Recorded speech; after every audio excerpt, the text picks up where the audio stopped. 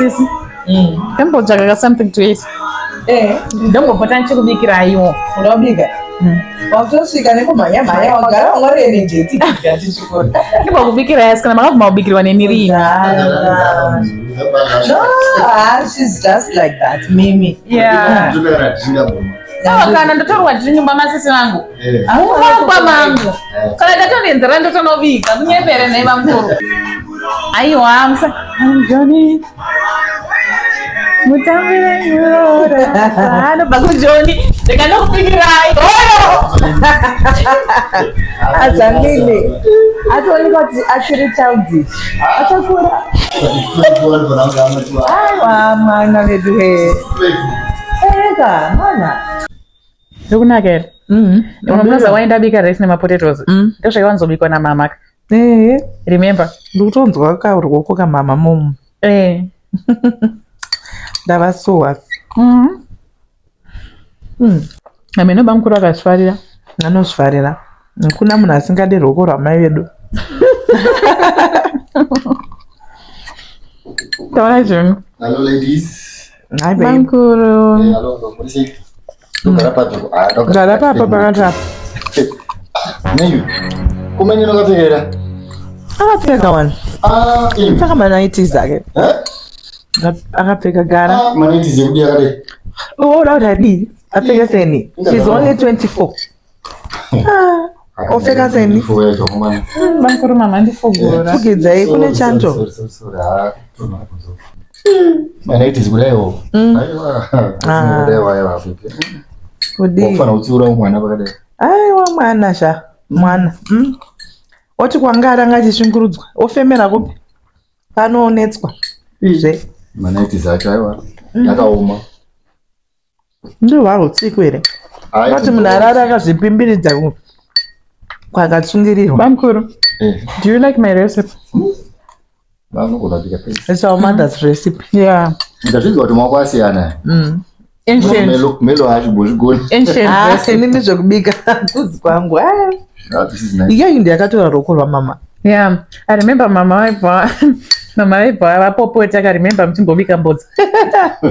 Zvozvapa munhu mudhafu arikuda kudya apedza kubika uda kufidwa nani anokubikira apa kudyiwa kwacho ndokula munhu akasina patience yokuti agara nenzara kuda kudya nokubika fasta kagange ibhibhi unoziya here nekuti mvura ikangobhoila utotanga kutoisa upfu nekutomona kawani mudhara manje ndovasiyada namelo iroro randi kuti vana ro ndakadzidziswa namudhara ya deti ndovaida ya deti vairida manje iroro rechidhina iroro kuti deti wenyu andabva ndambaona because wakafa muri vadike handifo mutomu but I think he was a good man because nona nemaproducts ake angwari handsome ndokwakatora melo body manje vari muombe gomirayo chauya uri kukura gomira kutaura tichazoona wakura tucharamba uri kaslenda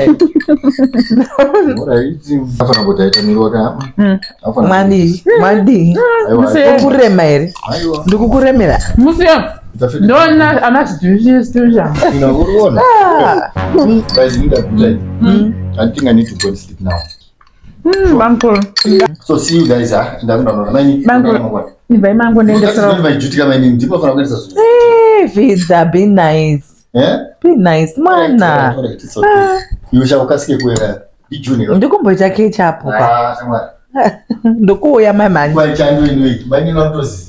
Namanje. Manakirwa kane resi. Ndanakirwa. Ndifungisa kudara. Ndakufungisa imama. Ungwe. So chimbondiudza, tell me more about your life here kokoko. Kungoti chete, I don't want to talk about it. You know, because I went through hell. If I talk about it now, I'm not going to shame because I will start crying. I'm so sorry. And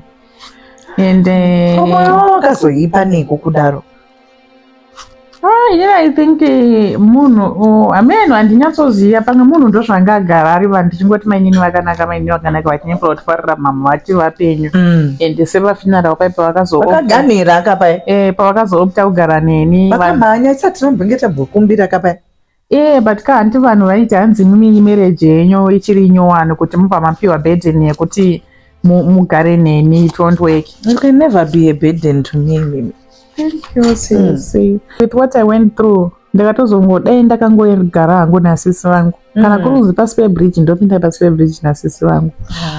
Because ivangu vakuti nditi hanzi, hey, you are a burden in my life, I wasted my money, ndichibhadhara my school fees ako, yeah, blah blah blah blah, your parents didn't leave anything for you guys. Yokuti munoti hanzi takasirwa takati nevabereki. Vangu vari busy kurarama life vachirenda mumani kuma-avenues uko. Vachipachura mari vasingakuvakirei dzimba. Dai iwe wakatosara uri pamba pamai vako. Yeah, zvikazoti ndikati it's okay. Mashoko iwe aenderwadza. Saka ndozvinhu zvavaigunun'una nezvazvo izvozvo. Pfungwa dzangu dzinobva dzaenda kure zvanga kufunga mama. Vakatuka vanga mama. Mama vanotukwa namai nini. Ndakatomboti vanhu vanga vari mudumbu mumwe chete kana kuti. Hands busy. Aidya mabhekoni. Manje nini ndikabva ndatokanzura ndinovakanzura kusvika murufa ndivaone futi. Hanzi Daina aida zvelife iyi yepamusoro Sterling. Aida zvinhu zvelife yepamusoro. Yeye mwana wekwabhunu uyu. Mwana wekwabhunu uyu. Aida life yepamusoro. Koode pane munhu anoda here life yepasi.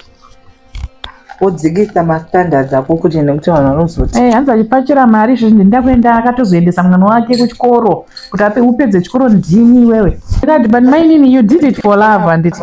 Inini mandizvo mwoyo wangu uri kuzokuda kuenda ipapoka. Ndinopedzera nawo man to man. Ndinovazunza kudai ndikakabata izvezvi. Ndikunzwa kusvika kuzarirwa mwoyo wangu ndoita uchisumuka kudai. Ndoda kuvabata ndovapfanyidzira kudai. Ndozoti zvinhu zvinongorwadza Sisi, but kungoti now what under the bridge. Ndaona mamizvikozi avanofa kusvika kuma7. Handisi kuvadaira. Ozi ndikavadaira ka ndinozarirwa so. Ndinozarirwa ndikatozopwanyira foni yangu kumadziro kudai. Ndinozarirwa. Yes. Munhu abate mwana wamai vangu kunge chimeti chepadhoko. Enough about the boring stories. Tell me something. Tell me something, my sister. What? How is your marriage life? My marriage life. It's fine. It's okay. Ndinodiwa. And it's my wish kuti iwewe kana wazokura you find a man like your bamkuru. Unokuda. But kana wakura. Izvezvi hausati vane boyfriend ka. And sometimes a boyfriend I don't do boys. Thank you. I do men. I'm joking. I'm joking, sis. No, I'm joking, sis. I'm doing my jokes here. So much munodiwa. Ziri kufaya. Oh, what about the sex life? How is it going? You know what, Sisika? I heard what if the sex is bad. If the sex is bad, and it can ruin relationships. Who told you that? No, I heard. You know, ndimana tete vacho asikana mazona atisina natete ndimatotudze imi makaita privilege yekuti makasvika pakurorwa tete vachiri vapenyu futi. What about me, Sisi? Namazwana muri kungwarisa. Izvezvi nini munozoti ndina munyamupa zvese. Zvei. One, ndichikura ndedhi vakabva vashaya ndiri kuprimary. Mama abva vashaya ndakuhigh school. Tete vakashaya futi around those days. Vachangobva kurodza. So it seems like inini handina munhu, like of course I have you, but when anotivaira handina, you know, some of the things ndazokubvunzai munenge mako nzvenga dai vari tete vaingotaura. I'm a kid, man, not like the way you are thinking. Okay, ndizvozvo. It's true. I just asked a simple question. Is it bad? Is it nice? Is it good? Zviri bo, of course, kapani panchagara nemurume asingandinakirira, asingandigonere.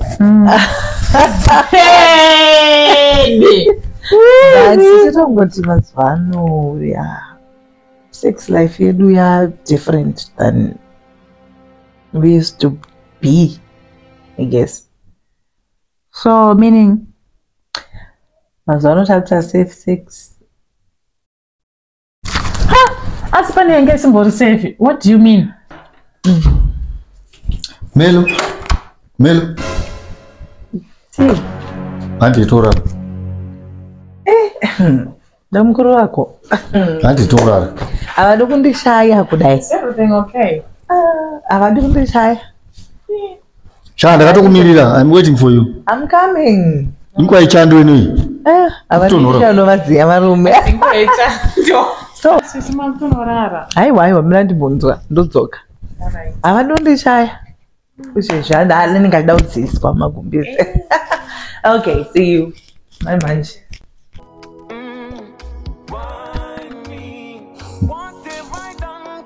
Yeah.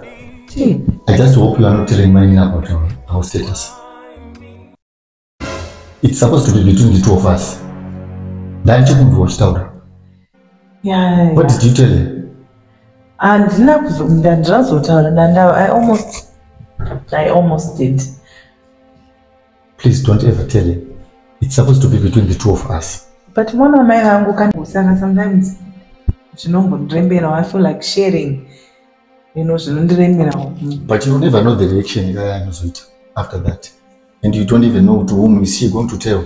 She might even spread the word all over. Please, make it a point that it's just between the two of us. I understand. Our status is our secret. Why do we have to tell you? Okay, babe, I know, don't worry, it's fine. But please, just keep it between the two of us. Okay. Yachiri mwana mwana vatopani sisi wangu wa makodisheni akaita siya ndozvata don't worry until is secret to I love you. Yeah, I love you too. Is everything okay, Cesar? Yeah, everything is fine. I hope he wasn't complaining. I know. Angashongondiyandisuwa zvake. Oh. You know my husband. Oh, nice. Chiri murudo. I'm happy for you. Maybe we. I'm happy for you. I really have to go and sleep in the middle. My husband needs me. I'm happy for you, sis. I love him.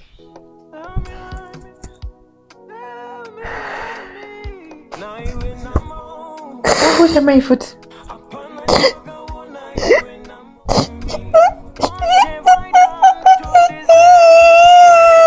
Michelle, what's wrong?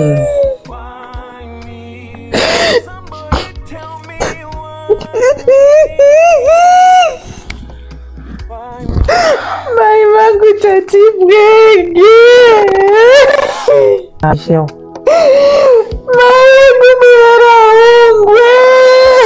Tell me why me. I miss her. I miss Daddy too. I miss Daddy too. I know. Why me? Why nini life yangu yangozi ndindofa ndoita nerera? Why? Bangwani they have both parents. One. Life is so fair. Michelle, we have to let go. I think I made Ramba takadwela on the past. And did it?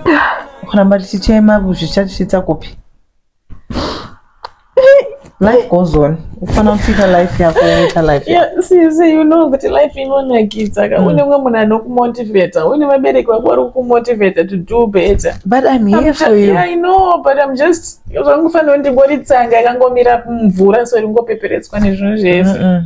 at you now. Mavinda, you're going to bed to sleep with your husband. What about me, Sisi? You know, usually I don't sleep at night, Sisi.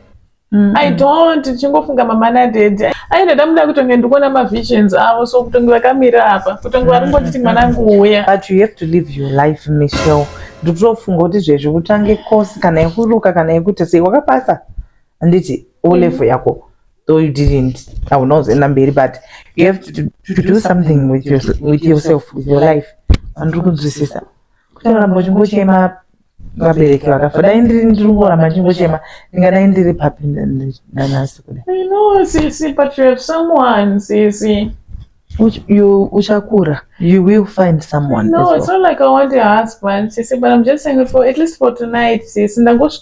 At least just spend some time with me. I need you, Sisi. Yeah. Your husband will be fine. You're always together. Now you're making me feel bad. Why, Sisi? You know I'm married, Anditi. I know. You're my little sister, I know. Yes. But I'm married.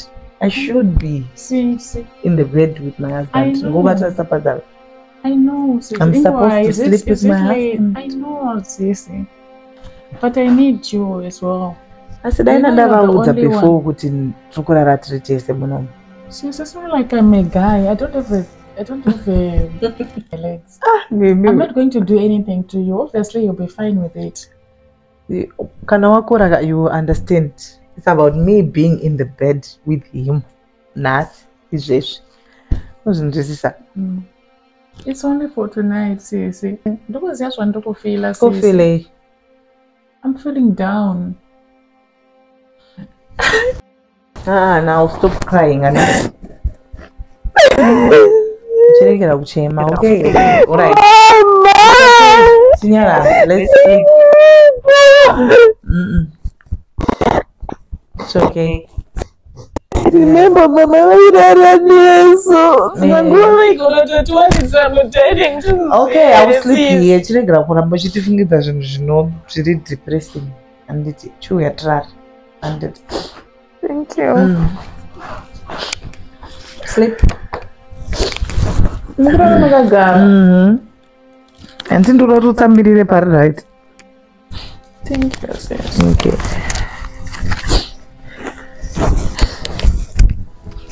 I can do anything for you, my little sissy. Thank you. God bless you. Okay, but I'm sleepy, manch. Ndakurara. Good night. Thank you, sis. All right.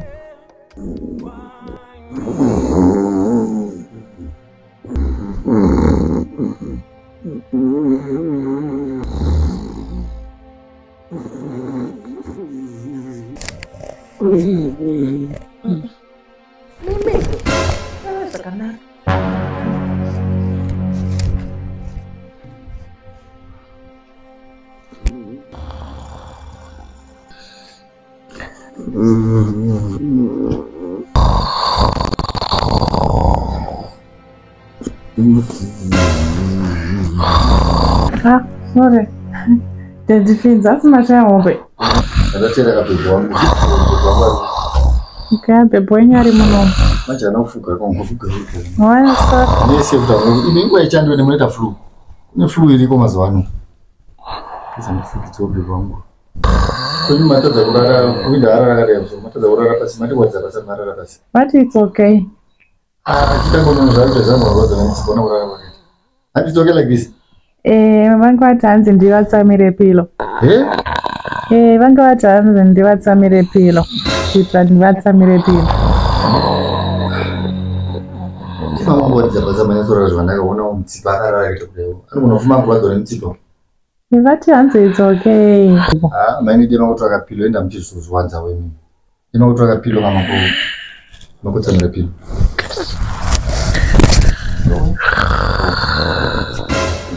Okay. Good night, queen of my heart. Sleep tight.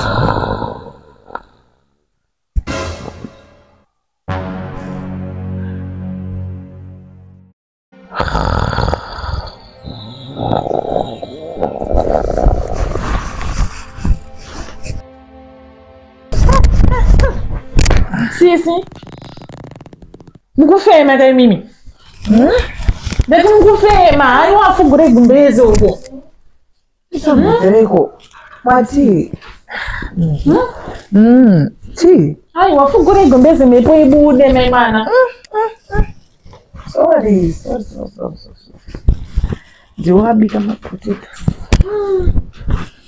Ndiwabika potatoes. Chirara, sorry. Mepo yabude raska. Yabuda kanje. Necheo. Andi ndiwangotidora newe wandisuwa wangodora nini? Kusira kukufemewe iko. Kuita mabhegi emu nje. Satsamwe kanje. Rigambuya raizokuti mabhegi emu. Funga ndachinja nekukura. Chikura ine. Aiwa kana. Aikana iwo bila figo. Ndiyo apa basi wapfuga musoro. Ndakafuga musoro. Ukanda notofuga musoro. Ini. Next time andora name.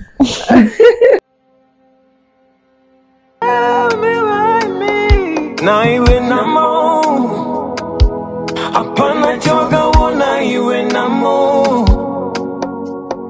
na iwe namo name no tanga musiwa famai misonzi pa matama ndi chichema zino vofara